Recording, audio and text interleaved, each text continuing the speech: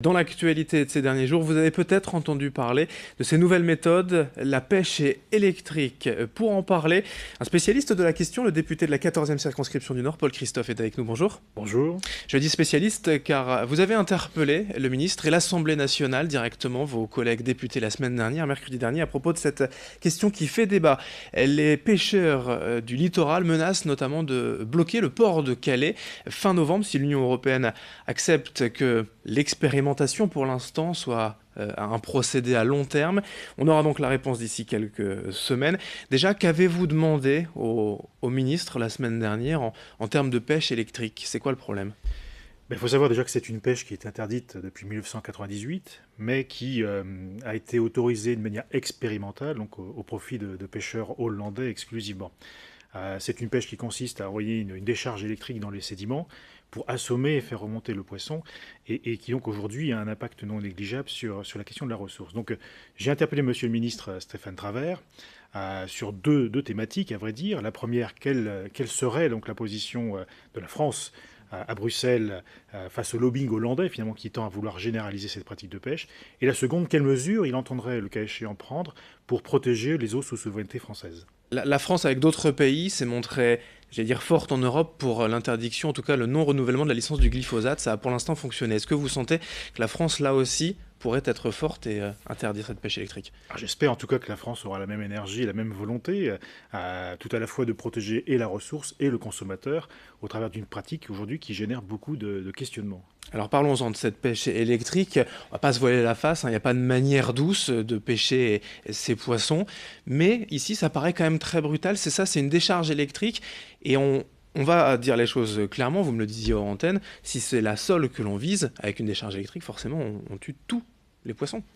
Tout à fait. Alors, vous imaginez que c'est un système d'électrodes donc, qui va envoyer cette décharge électrique dans les sédiments. À la base, l'idée était donc d'assommer quelque part les poissons plats, les sols en particulier, pour les faire remonter et les capturer.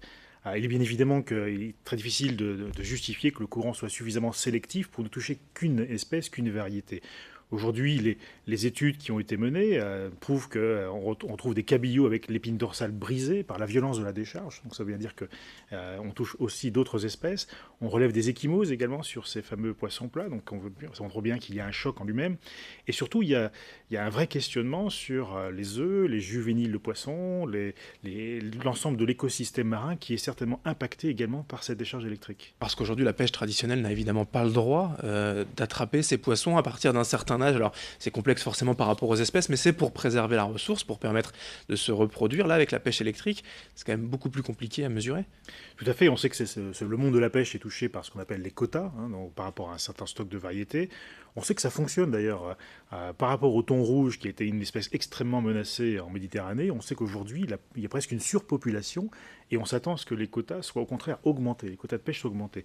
Là, par rapport à nos territoires concernés, donc la zone d'expérimentation qui est une zone de mer du Nord, on voit bien que la ressource, malgré l'application de ces quotas, est en chute libre.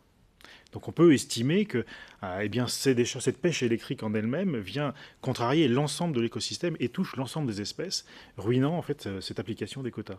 C'est une zone de pêche commune en eau internationale, puisqu'effectivement, les pêcheurs hollandais ne restent pas dans leurs eaux. Tout à fait. Vous savez que la répartition au niveau européen donc des quotas de pêche fait que bien vous pouvez vous retrouver à pêcher dans une zone autre que la zone de résidence de votre pavillon. C'est le cas en particulier, et ça génère des inquiétudes, sur une bonne partie de la pêche qui se pratique dans les eaux anglaises, via le Brexit.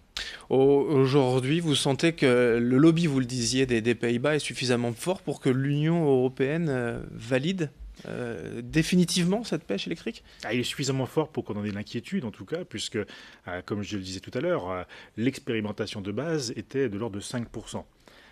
Les Pays-Bas ont réussi de dérogation en dérogation à augmenter ce quota et aujourd'hui on approche la centaine de navires sous pavillon hollandais qui pratiquent cette pêche. Et d'ailleurs le comité international d'exploration de la mer exprime clairement donc ses inquiétudes par rapport aux impacts sur les espèces cibles, non cibles et sur l'écosystème, mais aussi rappelle que le nombre de bateaux hollandais pratiquant cette pêche aujourd'hui est de nature à contrarier le caractère expérimental tel qu'il a été prévu à l'origine. Aujourd'hui, bien évidemment, les autres pays, dont les pêcheurs français, n'ont pas le droit à cette pêche. Tout à fait.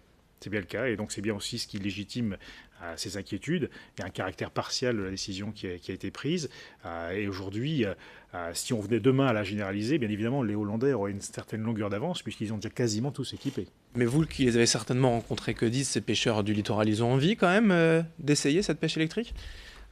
Tous les pêcheurs que j'ai pu rencontrer expriment un vote contre.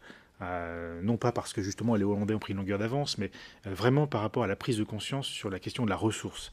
On en parlait tout à l'heure. Pour vous donner un autre ordre de grandeur, aujourd'hui on s'interroge grandement sur la chute de la pêche de la crevette grise. Est-ce que justement c'est pas lié à ces passages intensifs de pêcheurs qui pratiquent la pêche électrique et qui ont tué la ressource en passant, alors qu'ils ciblaient plutôt des sols par exemple? Il y a une vraie volonté en tout cas des pêcheurs de préserver l'activité à partir des quotas. Il y a un respect de ces quotas patents, ça c'est clair, c'est observé, mais il y a une vraie inquiétude par rapport à la ressource en elle-même. L'activité économique, le travail des pêcheurs, c'est une chose, la ressource, évidemment, c'en est une autre, et les consommateurs aussi, on peut s'interroger sur la volonté des consommateurs d'acheter, vous le disiez, ces poissons abîmés que l'on ne retrouve pas sur les étals, puisque là, forcément, ce sont des pêcheurs qui vendent en direct, hein. Ils seraient très abîmés. Si le consommateur vraiment le savait, il y aurait peut-être une question aussi, un débat. Tout à fait. Alors, la question par rapport aux espèces abîmées, vous le savez très bien, elle se retrouve dans les produits transformés. Là où vous n'avez pas la visibilité ou la lecture en tout cas du poisson tel qu'il a été pêché. Aujourd'hui, il n'existe pas d'études d'ailleurs sur le caractère consommable de ce poisson, sur l'impact de cette pêche électrique au regard bien de ses qualités nutritives ou alimentaires. Aujourd'hui, effectivement, c'est aussi une autre source de motivation pour dire ne nous précipitons pas, il y a des études complémentaires à faire avant de pouvoir aborder cette question. Avant même donc de valider à long terme cette pêche électrique, est-ce que vous seriez aussi tout simplement favorable à l'arrêt de cette expérimentation? Vous pourriez le demander également ça à la France, à l'Union européenne? Je pense qu'aujourd'hui, la question qui est posée, c'est continuons-nous une pratique expérimentale ou est-ce qu'on la généralise? Pour pouvoir l'analyser en soi, il faut qu'elle soit quand même expérimentée. La vraie question, c'est est-ce que nous sommes encore dans la phase expérimentale lorsqu'on approche la centaine de navires pratiquant cette pratique? Il y a quand même un intérêt finalement à cette pêche électrique. On peut vraiment y avoir des avantages, y trouver des avantages? Si vous m'interrogez personnellement, je ne le pense pas. Après, je ne vais pas avoir la prétention d'être un expert sur toutes les composantes qui sont étudiées. Mais à mon sens, je pense qu'il y a plus d'effets négatifs sur cette pratique, notamment au titre de la ressource et de l'ensemble de l'écosystème, que d'effets positifs en matière environnementaux, puisqu'aujourd'hui, le seul élément mis en avant par les Hollandais pour justifier cette pratique, c'est le fait que le bateau étant moins lourd, il consomme moins de carburant. Est-ce que franchement, on peut mettre en parallèle cet impact sur le moins de carburant et l'impact environnemental global sur l'écosystème? Le débat reste ouvert. Merci Paul Christophe, député de la 14e circonscription du Nord, donc d'être venu nous parler de ce vaste sujet qu'est la pêche électrique. Merci. Merci à vous. Et merci à vous de nous avoir suivis. Dans un instant, l'information continue.